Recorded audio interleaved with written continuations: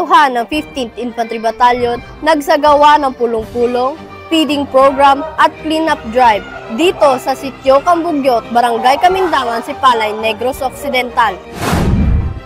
Matagumpay na isinagawa ng mga kasundaluhan ng 15th IB ang aktibidad sa Sitio Cambugyot, Barangay Camindangan, Sipalay City na nagsimula nito lang 2 ng Agosto at nagtapos sa sumunod na araw na may galak at dalang pag-asa sa lahat ng mga lumahok.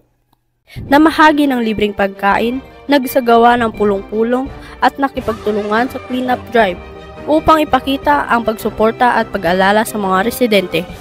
Ayon pa kay Lieutenant Colonel Bagaipo, ang 15th IB ay patuloy sa pagtulong upang gampanan ang parte nito sa pagpapanatili ng seguridad at pagsuporta sa pag-unlad ng bayan at mamamayan. Laking tuwa naman at pasasalamat ng mga residente sa ginawang aktibidad ng 15th IB na nagbigay ng mga mensahe upang malaman ang mga pangyayari sa kanilang lugar. God bless Sipalay City! God bless Negros Occidental! God bless Philippines!